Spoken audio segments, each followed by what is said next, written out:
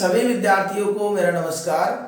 तो देखिए बालकों, आज हम जिस प्रकरण का अध्ययन करेंगे बहुत ही महत्वपूर्ण वो प्रकरण है और परीक्षाओं की दृष्टि से तो है ही, इसके अलावा जो विभिन्न प्रतियोगी परीक्षाएं होती है उसके लिए भी वह बिंदु बहुत ही महत्वपूर्ण है और उस बिंदु का नाम है वाक्य। तो वाक्य के बारे में हमने खूब नाम सुना है और हम वाक्य बोलते भी हैं, लेकिन कभी विचार किया वाक्य होते क्या है? और वाक्य की किसी से अगर परिभाषा या कुछ पूछ लिया जाए तो वह अपने हिसाब से कुछ न कुछ बोल ही देता है। अब कई बोल देते हैं कि वाक्य के दो या दो से अधिक शब्दों के मेल को वाक्य कहते हैं। बिल्कुल गलत परिभाषा। गलत क्यों है? अगर शब्दों का मेल होता तो जैसे हमारे पास कमल, बाजार है और जाता, इस तरह का वाक्य शब्दों का मेल तो हो रहा है, लेकिन हम इसको वाक्य का नाम नहीं दे सकते। तो वाक्य क्या होता है फिर? वाक्य होता है शब्दों का क्रमबद्ध संयोजित क्रम से जमाना, शब्दों को संयोजित क्रम से जमाना या सार्थक मेल। तो शब्दों का सार्थक मेल ही वाक्य कहलाता है। शब्दों का सार्थक मेल, अगर हमने सार्थक जमा दिया मेल को, शब्दों के सार्थक मेल को वाक्य कहते हैं। ठीक है, ये तो वाक्य की बात हो गई। या हम लिख सकते हैं शब्दों के संयोजित क्रम को वाक्य कहते हैं। इस प्रकार भी हम इसकी परिभाषा के संयोजित क्रम को वाक्य कहते हैं। ठीक है, ये तो रही परिभाषाओं की बात। अब इसको संयोजित करना है हमको, मान लो या सार्थक दिलाना है तो कमल पहले कर्ता, बाजार कर्म और क्रिया। इस तरीके से अगर ये वाक्य जमा हुआ है तो समझ लो वाक्य है। इसको हम वाक्य बोलेंगे, इसको वाक्य नहीं बोलेंगे। शब्दों का मेल तो है लेकिन वाक्य नहीं है। वाक्य क्यों? ये क्यों है? क्योंकि इसमें सार्थक मेल हुआ है। आशा करता हूं आप इसकी परिभाषा समझ गए होंगे। अब देखते हैं इसके प्रकार। तो प्रकारों के अंतर्गत अभी जो हम पढ़ेंगे वह पढ़ेंगे रचना के आधार पर वाक्य के प्रकार। अब प्रकारों तक पहुंचे उसके पहले एक चीज और देख लेते हैं कि वाक्य के अंग कितने होते हैं। वाक्य के अंग और प्रकार में बहुत अंतर है, अभी मैं उसकी जानकारी दूंगा। अंग हो गए उद्देश्य और इधर हो गए विधेय। तो कितने अंग हो गए? 2। अगर वाक्य के अंग पूछते हैं तो हमको वाक्य के 2 अंग लिखने हैं। कौन कौन से? उद्देश्य और विधेय। ध्यान रखना, अगर वाक्य के अंग पूछ रहे हैं और अदर प्रकार पूछते हैं तो ये नहीं लिखने हमको। ठीक है। अब उद्देश्य किसे कहते हैं? उद्देश्य से तात्पर्य हो गया वाक्य में जिसके बारे में कुछ कहा जाए। वाक्य में जिसके बारे में कुछ कहा जाए, बारे में कुछ कहा जाए, उससे क्या कहेंगे? उद्देश्य। उससे हम क्या कहेंगे? उद्देश्य। और विधेय किसे कहेंगे? विधेय कहेंगे उद्देश्य के बारे में, उद्देश्य के बारे में जो कुछ कहा जाए, जो कुछ कहा जाए उसे उद्देश्य कहते हैं। ठीक है। अब इसको अपन उदाहरण से समझते हैं। हम इसको उदाहरण से समझेंगे जब भी हमारे समझ में बैठेगा उद्देश्य क्या और विधेय क्या है। तो जैसे लिखा हमने, राम पुस्तकालय जाता है। ठीक है, राम पुस्तकालय जाता है, यहां तक हमारा वाक्य हो गया। तो यहां पर वाक्य में जिसके बारे में पुस्तकालय जाने का काम कौन कर रहा है या पुस्तकालय जाता है, ये किसके बारे में आया? ये राम के बारे में। तो राम क्या हो गया? उद्देश्य। राम क्या हो गया? उद्देश्य। और पुस्तकालय जाता है, अब उद्देश्य के बारे में क्या कहा जा रहा है? पुस्तकालय जाता है, तो ये क्या हो गया? विधेय। और ये भी ध्यान रखना, प्राय कर्ता को ही उद्देश्य मान लिया जाता है, ये भी हम शब्द लिख सकते हैं, कर्ता को ही उद्देश्य मान लिया जाता है। ठीक है, लेकिन इसमें ध्यान रखना, मैंने लगाया प्राय, हमेशा नहीं, प्राय अधिकांश है। जैसे कई बार ऐसा हो जाता है, राम का भाई, अगर शब्द आ जाए राम का भाई विद्यालय जाता है, इस तरह का शब्द आ गया हमारे पास। तो यहां पर विद्यालय जाने का काम कौन कर रहा है? भाई। तो भाई क्या हो गया? उद्देश्य। ये भाई क्या हो गया? कर्ता।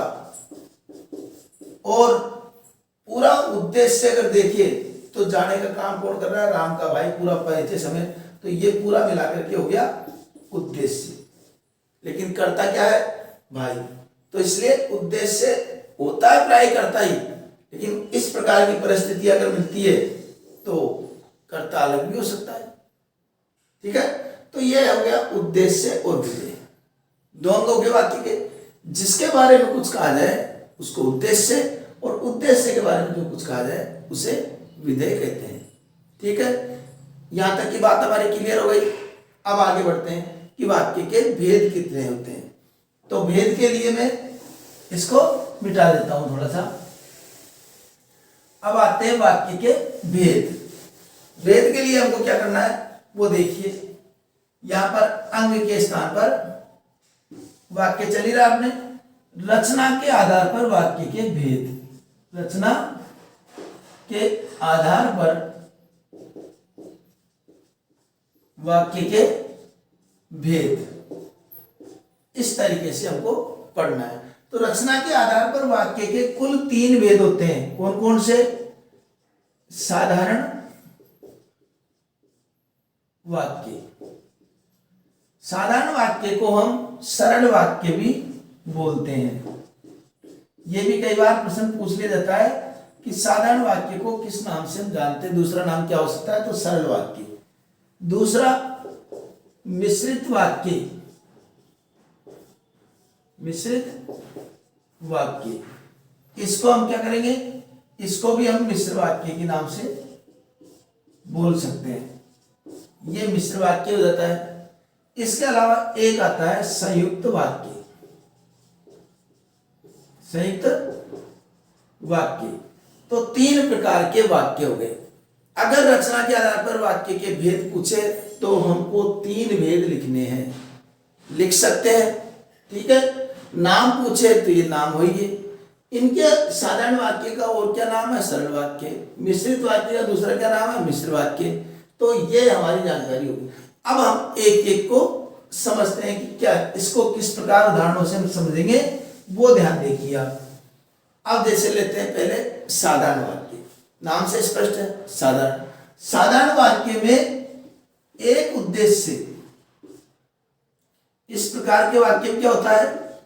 एक उद्देश्य तथा एक विधेय होता है, एक उद्देश्य तथा एक विधेय होता है। इस प्रकार के वाक्य में एक उद्देश्य तथा एक विधेय होता है। कैसे? जैसे हम सब बाजार जाते हैं। हम सब क्या है? उद्देश्य। इसके बारे में बताया जा रहा है ना, हम सब के बारे में बताया जा रहा है कि क्या कर रहा है? बाजार जाने का। तो बाजार जाने का काम, उद्देश्य क्या कर रहा है? बाजार जाने का काम। तो ये क्या हो गया? विधेय। उद्देश्य के बारे में जो कुछ कहा जा रहा है वो हो गया विधेय। कुल कितने उद्देश्य हो गए? एक ये और एक ये। तो एक उद्देश्य एक विधेय, कौन सा वाक्य कहलाया? साधारण वाक्य। इस प्रकार की अगर स्थिति दिखती है तो हम साधारण वाक्य मानेंगे। जैसे रमेश पुस्तक पढ़ता है, यहां पर देखिए रमेश उद्देश्य और पुस्तक पढ़ता है विधेय। कुल कितने? एक उद्देश्य एक विधेय। तो ये साधारण वाक्य होता है अगर इस तरह की परिस्थिति हमको मिलती है तो। ठीक है, अब देखते हैं हम संयुक्त वाक्य। संयुक्त वाक्य के अंतर्गत संयुक्त वाक्य, संयुक्त वाक्य क्या होता है इसको समझ लीजिए। अब हम इसको समझने के लिए हमने जैसे एक उदाहरण लिखा, हम सब बाजार जाते हैं। हम सब बाजार जाते हैं, अभी अभी लिखा है हमने इसको उदाहरण, और इस उदाहरण में हमने क्या माना है? सरल वाक्य। और इसके आगे और जोड़ दें, और तुम सब खेलते हो। खेलते हो, तो हम सब बाजार जाते हैं और तुम सब खेलते हो। इस तरीके का वाक्य अगर हमारे समक्ष है तो क्या हुआ? इसमें अंतर क्या आया? अंतर ये आया कि ये क्या है? उद्देश्य। ये क्या हो गया? उद्देश्य। इधर का वाक्य में देखिए तो तुम क्या हो गया? उद्देश्य। ठीक है, इसका ये क्या हो गया? विधेय। बाजार जाते क्या हो गया? विधेय। और सब तुम सब खेलते हैं, तो खेलते क्या हो गया? विधेय। कुल मिलाकर कितने हो गए? एक उद्देश्य ये, एक उद्देश्य ये, तो कुल कितने हो गए उद्देश्य? दो उद्देश्य। ठीक है, इसी प्रकार एक विधेय ये, एक विधेय ये, कुल कितने विधेय हो गए? दो विधेय। और ये किसकी परिभाषा हो गई? संयुक्त वाक्य की। संयुक्त का मतलब होता है जोड़ना, किसी चीज को जोड़ना। अब यहां पर किसको जोड़ा हमने? दो वाक्यों को जोड़ दिए, दो सरल वाक्यों को जोड़ दिए, संयुक्त कर दिया। अगर इसको हटा दे हम योजक चिन्ह को और यहां पूर्ण विराम लगा दे, तो ये अलग सरल वाक्य है, वो अलग सरल वाक्य है। तो परिभाषा के लिए हम क्या लिखेंगे? फिर इसका क्या परिभाषा बनी कि इस प्रकार के वाक्य में, इस प्रकार के वाक्य में दो उद्देश्य, उद्देश्य तथा दो विधेय होते हैं। ठीक है, जो कि किंतु, ये कुछ योजक शब्द है, किंतु, परंतु, लेकिन, अथवा, व इत्यादि योजक शब्दों से जुड़े रहते हैं, शब्दों से जुड़े रहते हैं। ये हमेशा जुड़े किससे रहेंगे? इस प्रकार के योजक शब्द जो जोड़ने के काम करते हैं, वो शब्द से जुड़े ये रहते हैं। अब एक परिभाषा और लिख सकते हैं हम। एक और बात हमको ध्यान रखनी इस परिभाषा में, अथवा, ये भी परिभाषा हम लिख सकते हैं। अथवा में कौन सी परिभाषा? मतलब दूसरी परिभाषा। अगर ये आपको सरल लगे तो ये भी लिख सकते हैं। इस प्रकार के वाक्य में दो स्वतंत्र उपवाक्य रहते हैं, उपवाक्य रहते हैं। ठीक है, जो कि फिर वही बात है, जो कि किंतु, परंतु इत्यादि योजक शब्दों से जुड़े रहते हैं। स्वतंत्र वाक्य क्या होते हैं? अब ये उपवाक्य क्या होते हैं इसको भी समझ लो। कि जैसे हमने लिखा अभी वाक्य, मैं पुस्तक पढ़ता हूं। ठीक है, यह हो गया हमारा साधारण वाक्य, सरल वाक्य। ठीक है ना, ये साधारण या सरल वाक्य हो गया, पूर्ण विराम लगा हुआ है। एक साधारण वाक्य और लिख दिया हमने, हम बाजार, और हम के स्थान पर तुम लिख दिया, तुम बाजार जाते हो। क्या लिख दिया? तुम बाजार जाते हो। इसके पूर्ण विराम। देखा जाए तो दोनों सरल वाक्य। अब इसको हमको संयुक्त में बदलना है। कई बार परीक्षाओं में ऐसे क्या रहता है कि संयुक्त वाक्य में परिवर्तित कीजिए, तो संयुक्त वाक्य में परिवर्तित करने के लिए हमको क्या करना है कि मैं पुस्तक पढ़ता हूं और तुम बाजार जाते हो, इनके बीच में हमको योजक शब्द लाना है। और तुम बाजार जाते हो, किंतु तुम बाजार जाते हो, परंतु तुम बाजार जाते हो, लेकिन तुम बाजार जाते हो, इस तरीके के योजक शब्दों से हमको इसको जोड़ देना है। ठीक है, ये जुड़ गया। तो ये जुड़ते ही क्या हो गया, ये हो गया संयुक्त वाक्य। जब तक अलग थे और यह बात है स्वतंत्र उपवाक्य रहते हैं। स्वतंत्र कैसे कि अगर ये यो और हटा दिया, योजक शब्द हटा दिया, तो दोनों ही स्वतंत्र है। इस पर कोई आश्रित नहीं है, ये इस पर आश्रित नहीं है, अपने आप में स्वतंत्र अस्तित्व रखते हैं। केवल इस योजक शब्दों के माध्यम से इसको जोड़ा गया है। तो कौन सा वाक्य हो गए, ये हो गया संयुक्त वाक्य। इसमें क्या हो गया, मैं और तुम दो उद्देश्य हो गए, एक मैं और एक तुम, और शेष पुस्तक पढ़ता हूं एक विधेय, बाजार जाता है दो विधेय, दो विधेय हो गए ना। तो दो उद्देश्य दो विधेय भी हो रहे। अब उपवाक्य क्या होता है, ये यहां से लेकर के मैं से लेकर जाते हैं, यहां तक एक वाक्य बनाए, लेकिन ये जो भाग बने हैं इनको हम बोलेंगे उपवाक्य। ठीक है। अब एक जो तीसरा प्रकार है वह है मिश्रित वाक्य। मिश्रित वाक्य को भी हम एक बार समझ लें, फिर दोनों में अंतर करके जब बताएंगे तो आसानी से हमारे ये संयुक्त वाक्य मिश्रित वाक्य में अंतर स्पष्ट हो जाएगा। तो मिश्रित वाक्य में क्या होता है, मिश्रित वाक्य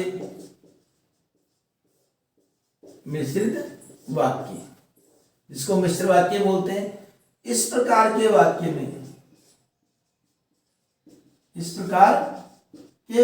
में एक प्रधान उपवाक्य रहता है, तथा शेष उस पर आश्रित वाक्य रहते हैं। शेष उस पर आश्रित उपवाक्य रहते हैं।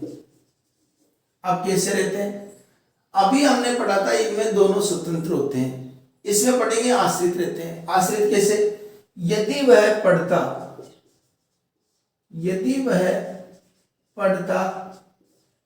तो अवश्य सफल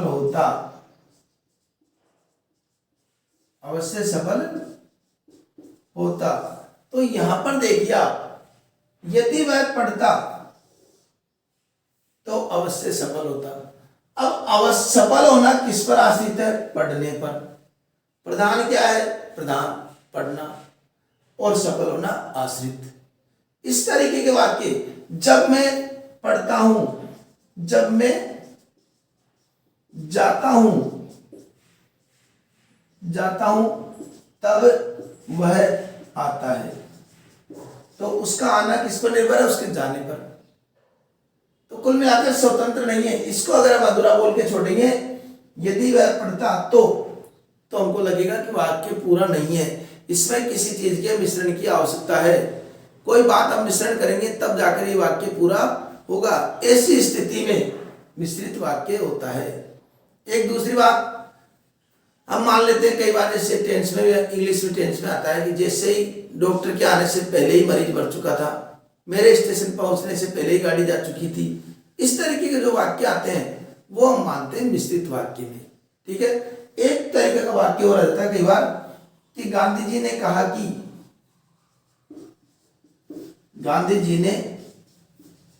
कि अब सदा सत्य बोलो। ये गांधी जी ने कहा कि, अभी गांधी जी ने कहा कि, इस तरीके का वाक्य भी, कहा कि सदा सत्य बोलो, इस पर आश्रित है गांधी जी कहने पर। तो यहां पर प्रधान वाक्य और दूसरा आश्रित वाक्य। तो इस तरीके के वाक्य भी अगर हम देखेंगे तो मिश्रित वाक्य में आएंगे। संयुक्त वाक्य में दो सरल वाक्य सहजता से हम जोड़ते हैं, और उसमें दो उद्देश्य दो विधेय होते हैं, और दोनों ही स्वतंत्र रहते हैं। जबकि मिश्रित वाक्य में ऐसा नहीं होता है। ये इसमें एक प्रधान उपवाक्य रहता है, शेष उस पर आश्रित उपवाक्य रहते हैं। तो इस प्रकार हमारा ये जो वाक्य का प्रकरण है कि रचना के आधार पर कितने भाग होते हैं और अंग कितने होते हैं, ये सारी जानकारी हमने प्राप्त की। इसी प्रकार के व्याकरण से संबंधित या अन्य बिंदुओं से संबंधित भागों को देखने के लिए निरंतर आपको समय पर प्राप्त हो जाए, इसके लिए आप चैनल को सब्सक्राइब कर लीजिए। तो मिलते हैं अगले बिंदु में, तब तक के लिए धन्यवाद।